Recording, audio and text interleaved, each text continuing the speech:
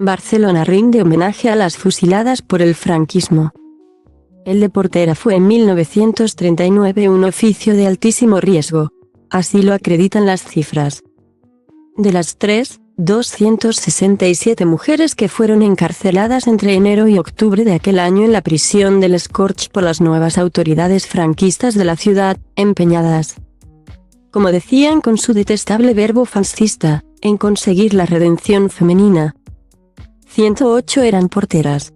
2 de ellas, como poco, fueron ejecutadas en el camp de la Bota tras pantomímicos juicios militares, acusadas de ser delatoras de quinta columnistas durante la Guerra Civil.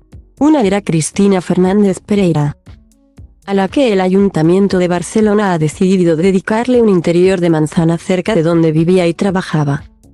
Lo que durante 50 años fue la colosal platea de butacas del Urgell Cinema es actualmente un jardín y, desde este sábado, lo seguirá siendo, pero dedicado a la memoria de Cristina Fernández Pereira. Su caso recuerda sobre todo 2 cosas. Invita, primero, a que no caiga en el olvido que la venganza franquista fue especialmente ruin con las mujeres en Barcelona y en toda España, y, segundo, que a estas alturas resulta indiscutible ya que otro nomenclator sería posible para el exemple. 1. Por ejemplo, que nos rindiera homenaje a tanto comandante Almogávar cuya importancia se mide por el número de saqueos y enemigos pasados a cuchillo. ¿De eso queremos presumir? Cristina Fernández, leonesa de nacimiento, tenía 39 años cuando fue detenida el 5 de marzo de 1939. Tenía 2 hijos con Baltasar Paz Fernández, también juzgado y condenado a 12 años de cárcel. Vivían en el 163 de la calle de Tamarit, justo en la esquina con Borrell. La denunció el dueño de la finca porque se supone que durante la guerra informó sobre su presencia a los grupos de izquierdas que dominaban las calles de la ciudad. Algo contradictorio, pues a aquel propietario, al que le encontraron una pistola en casa, no le pasó nada, como demuestra el hecho de que a partir de enero de 1939 allí estaba él, tan pancho y tan frío a la vez, para denunciarla. ¿Con qué propósito? Según Isabel Pellejero, vecina hoy de aquella finca, que dio por casualidad con aquel episodio olvidado cuando buscaba información sobre el edificio. Tal vez fue simplemente por echarla, por una suerte de cruento mobiliario inmobiliario. Nada imposible, por otra parte, en esta ciudad. El 13 de mayo de 1939, solo 2 meses después de que fuera detenida y sentenciada a muerte por un tribunal militar, fue despertada de madrugada por sus carceleros y, en compañía de una quincena más de condenados, llevada al camp de la Bota. Junto a la desembocadura del Besós murió fusilada o, como se decía entonces en el parte médico, víctima de una hemorragia interna.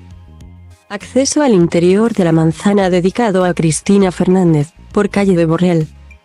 No fueron pocas las mujeres que corrieron idéntica suerte aquel año, sentenciadas por un sinsentido de acusaciones tan variado que, vistos todos los casos en su conjunto, se intuye ahí un propósito de advertencia general al resto.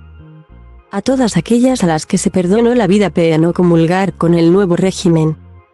Fernando Hernández Holgado, profesor de la Universidad Complutense de Madrid, presentó en 2011 una tesis doctoral precisamente sobre esta cuestión. Sobre las cárceles para mujeres del franquismo, un texto que a medida que se avanza en su lectura se encoge el corazón. ¡Cuánta brutalidad! A aquellas prisiones se enviaba a familias enteras o lo que quedaba de ellas tras 3 años de guerra.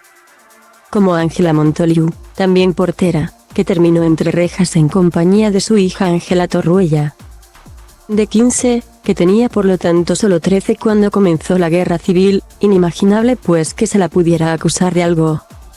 Ellas eran 2, pero había abuelas, madres e hijas menores en una misma penitenciaria y ellos, los maridos, en otras cárceles o algo peor.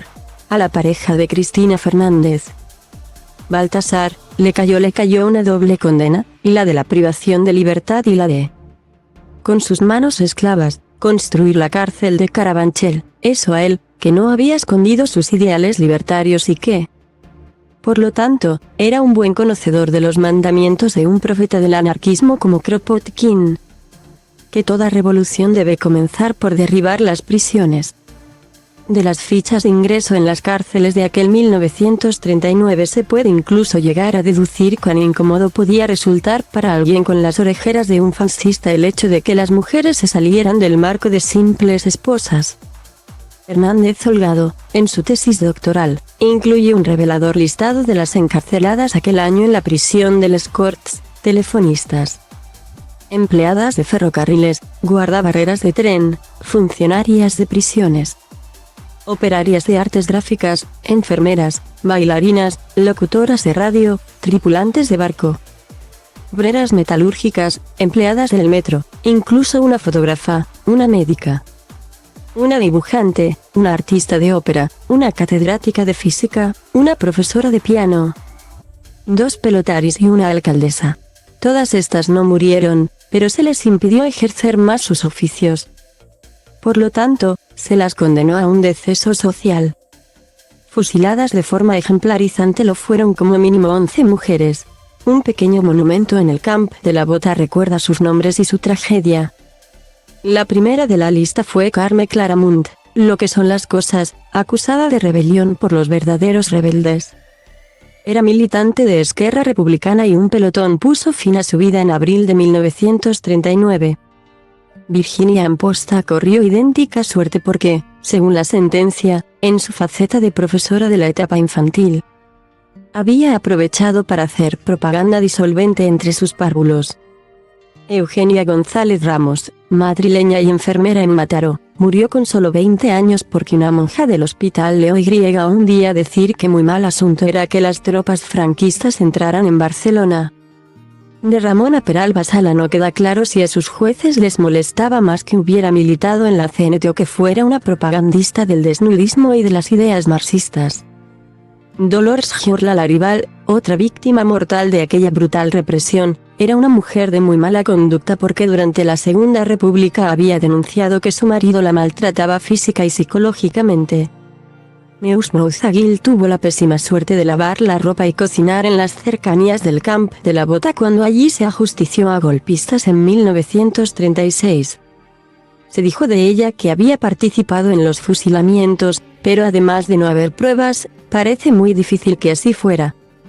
Luego está el caso de Leonor Malich Salvador, esta sí portera, que a la hora de decidir la pena el tribunal militar consideró un incuestionable agravante el hecho de que fuera una mujer de moral dudosa y, según su propia madre, que había vivido maritalmente con varios hombres.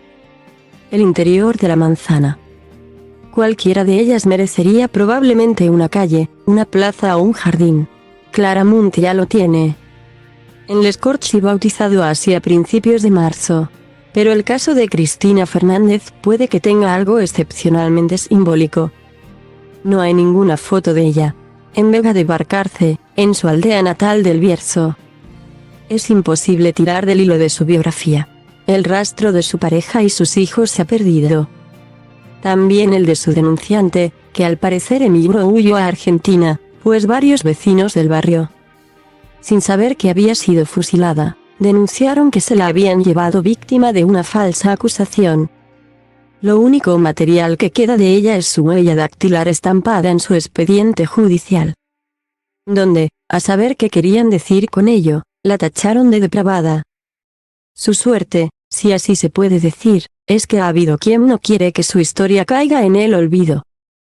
Aparece su caso en la tesis doctoral de la Complutense y su nombre está grabado en la placa del Camp de la Bota. Además, Isabel Pellejero, una actual residente del 163 de Tamarit, donde Cristina era portera, de su existencia cuando buscaba una información sobre la finca que nada tenía que ver con aquel episodio. El trágico destino de la portera la conmovió tanto que, en compañía de Eduard Musulén, comenzó a investigar y ambos, de forma altruista, sacaron al final de la imprenta un libro. Muerta a ningún sitio. Es un estupendo homenaje. Lo escribimos durante la pandemia. Un día, desde el balcón, cuando comenzaba a regresar la vida a las calles. Y que ese cruce de calles, Tamarit con Morrell, se lo dedicaba el ayuntamiento a otra mujer. Sa Pérez Collado, una anarquista admirable, y pensé que el honor se lo podía haber llevado también Cristina.